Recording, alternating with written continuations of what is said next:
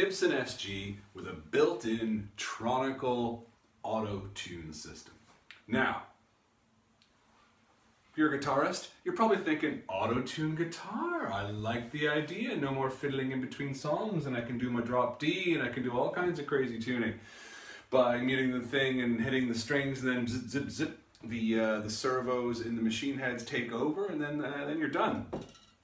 Okay, guitar tech, on the other hand, is like, oh, these, I don't know, man, I don't know. Now, so there's a bit of a balance in between the two. If you're a guitarist, and you know a guitar tech, or you're paying a guitar tech, you're probably thinking, yeah, guitar techs don't like these because they put them out of a job. Like, really? No, the guitar tech does more than simply tune your guitar for you. I don't think the Tronicle system is going to put the guitar in a case and put it in a van for you. No, that's up to somebody else. So you can do it yourself or get the guitarist to do it. I'm off on a tangent. I know I really want to support guitar techs and saying, you know, there's a lot more to being a guitar tech than tuning a guitar. Now, that said, Tronicle system, I'm going to admit, I don't know how to use this Tronicle system. I'm going to get you. There's a lot of gubbins going on inside that there thingamabobber. And we have a push-pull pot here with a spinny Magilliker, and I think maybe the battery's dead inside or something. I got a little flash of an LED. It came in just as it is. The owner had either misplaced or had forgotten the power supply to charge the battery, which is a big hulking great thing here. Okay, now I said I don't know how to use this Tronicle system. I have used a Tronicle system before, and it was an add-on. So you would take an ordinary guitar and you would mount the machine heads, and all the battery, everything you need actually just goes behind the headstock. This, I'm thinking, might be an earlier Tronicle because look at the size of the machine heads. They're huge. They add a lot of weight. I don't really know what this thing is here. Can you see this? This little thingy here on a sort of a third party. Not a third party, on a standalone Tronicle system. This is where the battery goes, and the machine heads are a lot smaller. Everything is contained in here. So this might be an earlier version, I guess. On the tailpiece here, you've got some electronic wizardry. Maybe I'll have to take some stills and show you that to get close up. But, okay, problem with a Tronicle is, in some ways, I don't know about this one, but I know for a fact in the Tronicle that I used on tour, it's kind of cool. You know, you can manipulate it when you're changing strings. You press a series of buttons and you can get the, you know, when you're winding the strings on, you can get it to go real fast. You don't want to manipulate the tuning heads unless you're fine tuning it. Why would you fine tune it? Because it doesn't always go to complete concert standard pitch. I've seen it happen a million times. You're sitting in the rack, take it out, oh, you want this guitar next song? Okay. So you go and tune it, and for a start, if there's loads of noise happening, the Tronicle doesn't really do its thing. It works best when the guitar is in a fairly quiet state because it must work on vibrations. So if there's a bunch of vibrations happening around you, the Tronicle is going to get confused. It doesn't know what the guitar, which vibration is coming from the guitar, and whether or not it's coming from an external source. So it can get confused, and secondly, it doesn't always go straight to standard pitch. You strum it, even in a quiet room, strum it, and you can see the magic happening, and yeah, that sounds fairly in tune. Put it on a tuner, and the guitar is sort of in tune with itself, but it's not necessarily in tune with the rest of the band.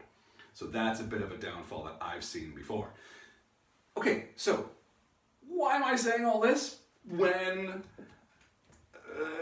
this is the spoiler, I suppose? Then the Tronicle is coming off this guitar. So there we go. The owner just wants regular machine heads put on, so I'm happy to facilitate that. So that's why I'm not worried about not knowing how to use this particular system, even though maybe it's a little bit dead. But we see here we've got a lot of workings to work with. So I'm probably going to end up with, I don't know, maybe leaving the battery in there or whatever. There's just going to be some extra stuff, either some extra stuff left in here or gone away. The concern I'm going to have, I think, is working with the machine heads, getting them off and making sure that the new ones that go on, you know, have the same size hole in the headstock and all that. So could be a little bit of trial and error, I don't know. There is some of this electronic stuff, some wires happening here with the tailpiece, and I think that's probably where it gets its vibrations from. Going, but they almost look like little piezo thingies or whatever. Who knows?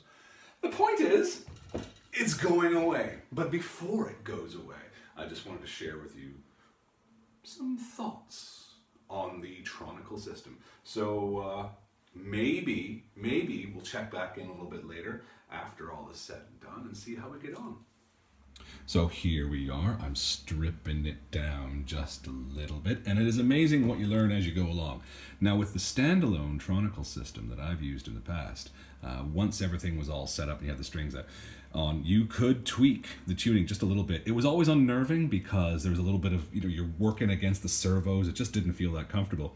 But what they've done here is actually kind of ingenious. I didn't realize this until once I was taking the strings off, but and you go like this and you think, well, I'm not turning that. It's just the motor, the servos are engaged. I don't know what's going on. But then, pop, you just pull it out and you spin it, you spin it, you spin it. So that's quite nice. At least then, if your battery goes down with this kind of Tronicle system, at least you know that you can tweak it if you need. Bless Gibson, bless their little hearts. These tuners going on really couldn't have been much easier. The holes are just the right size for the new tuners. In fact, the Tronicle system had these little brass spacers in there, so that's kind of cool. And also the little screw hole just here was already there. So as you can see from these other 5 tuners, they just went in a total breeze. So it's a little bit fiddly once you get the gubbins out here. You've got ribbon cables going all sorts of places. You've got another ribbon cable that goes through this hole and out there, and that is the pot. And the pot shaft, I should say, and that leads to the LED thingy right there. So yeah, a little bit of soldering to do to undo it, but it'll be grand. One of the coolest little tricks you can have in your box of tricks is a tuning fork. I can't remember if I've mentioned this before, but what you do is you give it a little hit off the knee and you wave it over the pickup, and that way you can check to see if your electrical continuity is continual in a continuous sense. What else would you use it for? Well, give the jack socket a wiggle, make sure you don't get any interruption in sound. I was having a problem with the jack, but a little bit of precision sanding, a little bit of degreasing, and I think it's stable. Yes, a vigorous wiggle is all you need to double check. If you really, really grip it and move it, yes, it's probably going to cut out, and then you're probably going to say, the jack is not good, it's not good, I need to be replaced. If you hit it hard enough, yes, of course it's going to break. If you manhandle it enough like a gorilla, yes, of course the signal's going to go. So if you want, something like tank standard, have a tank. This is a guitar. Treat it with a little bit of respect, and it will treat you with care and love in return. Fuck.